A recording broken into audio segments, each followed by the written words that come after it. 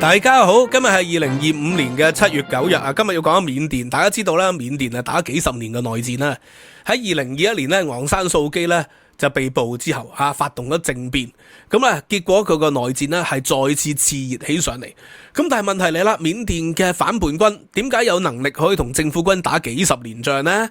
咁啊其實咧有3個生意嘅來往嘅。咁啊第一個咧生意來源啊，主要係詐騙園區，呢個同政府軍有關係多啲。嗱，詐騙園區多數都係緬甸南部泰國邊境，佢哋其實係一帶一路嘅產物嚟，係由一帶一路嘅項目啦去資助興建嘅園區，咁啊而家變成咗全球最大嘅詐騙中心啦。但係呢啲收入咧主要係落到去政府軍多啲，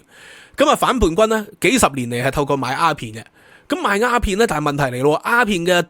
生意係式微緊嘅，全球嘅毒品市場由罌粟嘅生意轉向咗化學合成嘅毒品，咁所以咧金三角也好，哥倫比亞也好，其實都式微緊嘅，佢哋嘅生意。阿富汗亦都係式微緊嘅，呢個全球3大毒品生產地，阿富汗、哥倫比亞同埋金三角都喺度式微緊。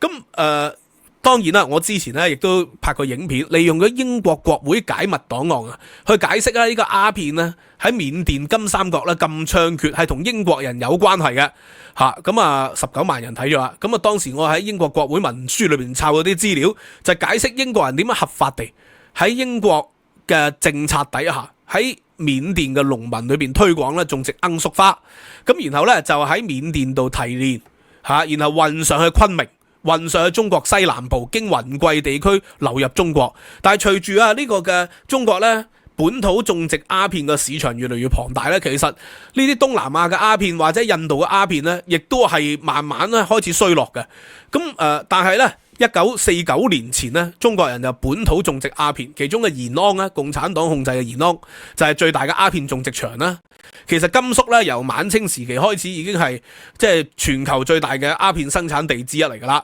咁啊去到延安時期咧，就係毛澤東下令開始喺度廣泛種植罌粟花。咁啊49年之後咧，中國共產黨嚴厲掃毒咁所以咧毒品流入去中國嘅比率減少。咁佢哋啲毒品向邊度流出咧？就去香港、去台灣、去東南亞，去做全球運銷。咁啊當時咧因為有國民黨嘅軍隊流咗去緬甸。喺2次世界大戰期間咧，國民黨就係喺呢個嘅緬甸地區同日軍打一場大仗，阻止咗日本人咧揮軍向西同希特拉會合。結果咧就係有啲軍隊流咗落去緬甸。咁呢啲軍隊流咗緬甸咧，佢哋無以為生啊嘛。國民黨嘅資助咧喺50年代好快中斷咗啦，所以佢哋就要全面咧同農民靠攏，佢哋向農民咧徵收稅。咁但係農民冇錢嘅，咁佢哋點咧？就向農民咧一齊咧喺度種植罌粟花，然後咧佢哋幫手提煉埋鴉片，再賣到去全世界。所以香港嗰啲咩4大家族其實都喺金三角度入貨嘅，一係喺泰北，一係就喺緬甸度入貨嘅，柬埔寨呢3個地方。咁呢個係故事嘅上半集嚟，故事嘅下半集係同共產黨有關。嗱，咁隨住呢個史料咧越嚟越多咧，我哋知道啦，中國共產黨咧同呢個鴉片生意咧有極大嘅關係。嗱，因為咧最早期係國民黨嘅餘軍留咗喺度喺度種鴉片，其中最有名嗰個咧就叫坤沙。坤沙係國民黨嘅軍隊訓練出嚟嘅人物嚟嘅，但係後來咧就係變成共產黨。共產黨我睇呢個資料係嚟自南京大學馬克思主義社會理論研究中心嘅。佢話咧緬甸共產黨咧喺89年3月分裂啦，分裂為4支武裝部隊，一直割據至今喺佢哋嘅土地上面，即係金三角有85%嘅鴉片咧係嚟自呢4大嘅叛軍，即係啲緬共分裂出嚟。咁緬共分裂出嚟咧，佢哋係種植鴉片，佢哋係取代咗國民黨嘅訓練出嚟嘅人。坤沙成為咗最大嘅鴉片毒梟，其中最有名嘅人呢，就叫彭家聲。彭家聲當然佢晚年咧就唔再種鴉片啦，但係咧佢就係佢控制嘅軍隊咧就叫果敢軍果敢王佢係坤沙之後咧係最大嘅毒梟嚟。呢個彭家聲其實就係1967年嘅時候加入緬甸共產黨嘅。而1967年啊，就係文化大革命爆發嘅時候，咁啊呢個緬甸共產黨亦都係嗰個時候咧就壯大起嚟。點解咧？就因為獲得咧中共嘅大力支持啊，派咗無數嘅青年去緬甸度咧教育緬甸人如何組織共產革命，訓練佢哋使用武器，訓練佢哋咧搞串聯，訓練佢哋搞人民公社。咁所以咧，中國咧政府經常對外話：我係中國從不干涉別國內政。呢句嘢係事實嚟嘅，但係唔係事實嘅全部，因為佢係利用中國共產黨去干涉別國內政嘅。喺馬來西亞咧就係發動呢個馬共革命啊，所以新加坡嘅內安法咧幾十年嚟咧一直咧係針對共產革命嘅。新加坡你話佢打擊言論自由、打擊呢個民主、打擊社會多元，其實主要係針對共產黨嘅，佢唔係針對西方嘅。咁因為咧中共就向全世界輸出咗革命。咁我手上有呢本書，佢有中文版啊。我幾年前咧導讀佢，上次導讀咧都係導讀佢英文版嘅，而家係導讀佢嘅中文版。呢個係嚟自英國倫敦大學嘅學者藍思寧教授咧嘅研究，毛主義紅星閃耀全世界，就講到毛澤東咧如何喺全世界裏邊咧喺度發動共產革命。咁啊，去到鄧小平嘅時期咧就減少對緬甸共產黨嘅資助，所以咧緬甸共產黨喺80年代開始咧就主力就做鴉片生意，一有鴉片生意咧就發大財咯，一發大財咧就開始分裂啦。咁啊變成咗今天咧喺緬甸嘅反叛軍裏邊咧主要嘅生產來源，主要嘅一個經費來源。咁但係咧鴉片係夕陽行業啦，全世界都走去發展其他嘅毒品啦。你睇 Breaking Bad 絕命毒師就知啦。咁啊反叛軍嘅錢喺邊度嚟？呢個咧就涉及咧反叛軍嘅第三大生意啦，就係稀土生意。稀土咧原來係而家咧反叛軍咧最有力嘅一個生意來往嚟喎。嗱，大家見到咧，而家緬甸嘅反叛軍，譬如話果敢咧就係頭先講彭家聲係果敢啊，係解放軍嘅訓練出嚟嘅嘢嚟嘅。即係當然啦，佢唔會用解放軍嘅名義啦，佢用紅衛兵嘅名義訓練出嚟。咁啊，另外一個咧就叫克倫黑陰獨立軍、黑陰幫啊。咁你黑陰幫咧，佢雖然咧唔係解放軍嚟，唔係解放軍訓練出嚟，唔係共產黨訓練出嚟，但係幾十年嚟係獲得共產黨嘅資助嘅。佢就同共產黨即係緬共係冇關係嘅，但係佢又獲得中共嘅資助。點解獲得中共嘅資助啊？係因為咧佢反對英殖嘅，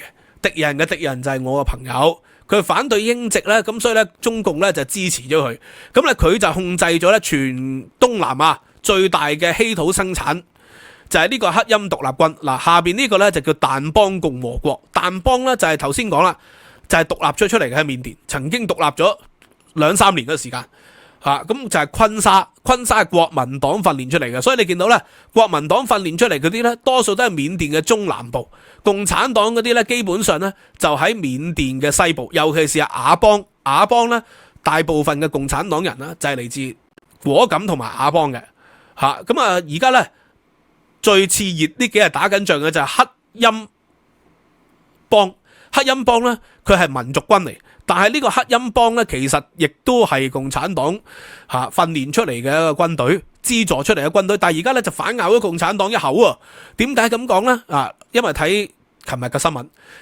中國向緬甸叛軍發出最後通牒啊！佢威脅咗全球稀土供應。呢個嘅叛軍就係講黑陰幫嘅叛軍。黑陰幫嘅叛軍咧，佢做咗啲咩咧？佢攻入咗一個戰略重鎮叫白莫嘅地區。呢個白莫咧就係同中國嘅邊境生意，亦都係稀土咧最大嘅生產地。中國嘅稀土好大比例咧，一係嚟自蒙古啊，一係咧就嚟自緬甸嘅。喺緬甸度咧嗰啲礦產掘咗出嚟，然後在中國個加工提煉。咁啊，今年咧因為貿易戰啊嘛，貿易戰呢，中國作為一個嘅反制，就係限制咗緬甸嘅稀土重稀土出口去美國。呢個佢完全係由中國控制喎，但係結果而家反叛軍呢，佢就係喺嗰度打緊仗。你一打仗就影響到稀土正常嘅生產喎，而且反叛軍係向呢啲礦商加稅。個反叛軍嘅生意點嚟呢？其實呢，嗰啲稀土呢，政府軍同埋反叛軍都各控制咗啲土地。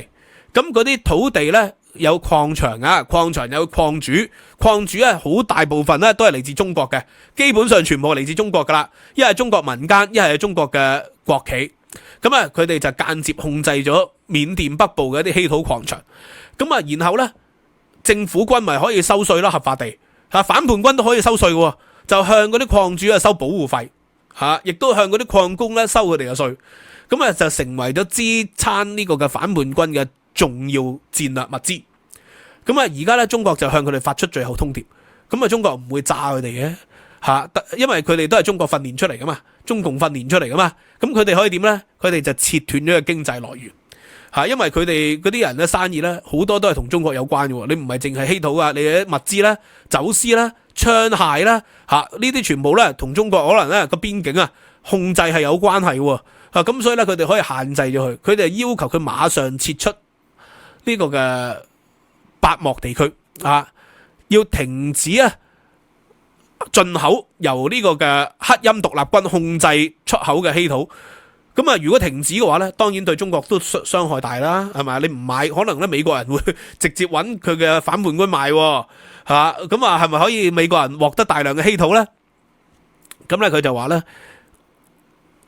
呢個要停止。咁當然啦，佢哋親中咧肯定係好過親美嘅，因為佢哋喺中國嘅邊境活躍啊嘛，佢哋啲人員好多同中國有密切來往有通婚咁嘅情況噶嘛咁所以咧喺呢個情況底下咧，佢哋就係涉及到一個問題，佢哋嘅生存危機問題。如果中國係切斷咗嘅經濟來源咧，佢哋可能冇辦法長期同政府軍對抗噶咯，因為而家鴉片嘅生意已經係式微咗啦嘛咁所以喺呢幅地圖裏邊，我哋睇到咧，佢哋係好依賴同中國嘅貿易來往嘅因為佢哋完全咧就喺中國嘅邊境。你見到喺 China 喺大理去其實就非常之近嘅，佢哋就唔近印度噶嘛。喺呢個緬甸嘅北部呢個東北部，其實就係大理同昆明嘅鄰近地區，所以經呢個地方咧嘅物資咧，完全係經中國係流入去嘅。咁所以而家中國咧就要介入呢場內戰啦，因為佢影響到咧中國對美國嘅制裁亦都影響到中國咧稀土嘅生產。咁呢度話說回頭到底點解緬甸共產黨能夠即係屹立不倒數十年？即使係89年解散咗，仍然係對緬甸有咁大嘅影響力呢？呢個當然係同紅衛兵嘅歷史有關，同文化大革命嘅歷史呢係有關嘅。彭家聲或者係果敢，其實呢都係嚟自呢文化大革命時期嘅一啲嘅發展嚟。呢個呢係美國之音2001年11月26號嘅文章已成歷史啦。美國之音咧就好多呢啲好深入嘅報道咧，喺度揭發中國共產黨隱瞞咗個歷史嘅。咁好可惜特朗普而家就終止咗呢個美國之音。咁咧呢度又講到咧訪問咗好多人包括呢個嘅暨南大學東亞所嘅教授，喺67年搞文化大革命嘅時候就派咗紅衛兵去訓練佢哋噶啦，去培訓緬甸呢個嘅游擊隊、老撾游擊隊教佢哋點樣打游擊，學習理論。學完之後咧，佢哋咧喺老撾去完之後咧，就派咗好多人去緬甸度喺呢個中緬邊界咧東北地區建立咗根據地。因為當時咧政府軍同中國嘅關係唔好啊嘛，所以咧佢哋就即係轉移咧支持咗呢個嘅緬共啦。咁呢個係第一個。緬共嘅成員咧，多數都係雅族人。頭先見到咧，果敢對落就係雅族嘅地方。呢度咧好多紅衛兵咧去咗聲援咧緬甸共產黨嘅革命，越過邊境轟轟烈烈嘅游擊戰裏邊佢哋咧有好多同學都去咗，好多都死咗。嗰啲唔會打仗嘅，結果咧一死一大幫喺緬甸共產黨史裏邊咧，其實緬甸人係好少嘅，主要係中國人嚟嘅主要都係雅族人。係中國嘅雅族人去嗰度，亦都有好多紅衛兵，有上海去嘅，都參加咗緬共同緬甸政府咧作戰要解放緬甸緬甸70年代咧，咪發生咗大規模排華嘅。喂，其實點解會排華？就係因為咧中國派咗好多紅衛兵去扮緬甸人去打仗啊嘛，所以咧緬甸本地人咧對中國人嗰個仇恨係好深嘅。你不斷喺度搞共產革命，要分佢哋嘅家，分佢哋嘅田，分佢哋嘅地咁所以咧佢哋就出現咗排華。呢個排華咧其實就係同緬共同埋呢個中共滲透咧係有關係嘅。排華事件係受咗文化大革命影響，喺67、68年有啲左派學校即係喺緬甸嘅左派學校，佢哋係親大陸嘅華人學生開始帶毛澤東嘅襟章。62年咧就已經嗰度開咗好多學校噶嘛，嗰啲華僑子弟咧就帶咗毛澤東嘅襟章，引起咗老師嘅干涉。一點小事咧就變成咗學潮啦，然後學潮咧就變成咗緬甸人攻擊華人嘅一個藉口啊，慢慢擴大咗出嚟之後咧，緬甸人對華人越嚟越反感啊，咁所以就出現咗咁嘅情況。咁仲有文化大革命期間咧，北京喺中國境內啊係設立咗緬甸嘅電台，提供呢個嘅緬甸話宣揚文化大革命嘅信息。協助呢緬甸共產黨咧就搞革命，喺度唱紅歌，反對咧呢個內溫政府，就談緬甸共產黨同埋中共嘅關係。其實咧就係緬共啊，完全係由中共資助嘅。直至到改革開放啦，呢樣嘢慢慢開始式微，咧就係今天咧中國咧就係調轉咗支持咗緬甸嘅軍政府，因為中國唔再搞呢個嘅赤色革命啦嘛，唔再搞赤暴啦嘛，咁而家咧就係悶聲發大財咯，因為同軍政府合作緊係經濟往來會大過同地方反叛軍啦，但係佢亦都冇停止咗同地方反叛軍合作喎。中共咧仍然喺地方反叛軍裏邊咧購買大量嘅稀土，透過購買大量稀土咧維持咗緬甸內戰嗰個基因喺裏邊，因為反叛軍有稀土嘅資源，政府軍呢又同中國咧有邊境貿易往來、跨國貿易往來，亦都有詐騙員生意，咁所以咧中國就兩邊都吃晒，反叛軍又吃埋，呢個嘅政府軍又吃埋，所以形成咗今天咧緬甸內戰數十年不斷咧嘅一個根本原因。尤其是喺21年咧昂山倒台之後，緬甸嘅情況咧急轉直下，同中國咧同中共嘅立場咧係不無關係喺裏邊嘅。咁我今日利用嘅資料都唔係國家機密嚟噶，我喺南京大學嘅馬克思研究中心度揾啊，呢啲資料喺美國之音度揾嘅，仲有當然有其他論文啦，喺西方嘅論文啦，亦都有類似嘅啲嘅情況啊。咁大家可以睇下，譬如話呢個芝加哥呢個外交期刊裏邊咧都有相關嘅史料啦，係可以俾大家睇嘅，裏邊有晒資料嘅。OK。咁所以咧今日嘅導讀咧就去到呢度啦，咁希望大家咧可以廣傳啊！下次有人再話俾你知中國從不干涉別國內政，你話係，但係中共咧一直都有干涉別國內政。而家今天緬甸嘅毒品詐騙同埋稀土生意同埋內戰同中國咧個勢力係有極大千絲萬縷嘅關係。好啊，今日嘅專題就講到呢度。如果大家對我呢個嘅研究咧係有興趣嘅話咧，希望大家可以鼓勵一下 Super Chat 或者咧係參加 Patreon 同埋 YouTube Members 裏邊就有我嘅參考資料，有我嘅文字版 Patreon 仲有聲音檔如果用 VIP 會員參加咧，仲有獨家嘅課堂喺裏邊。希望大家可以支持啦，知識有價，拜拜。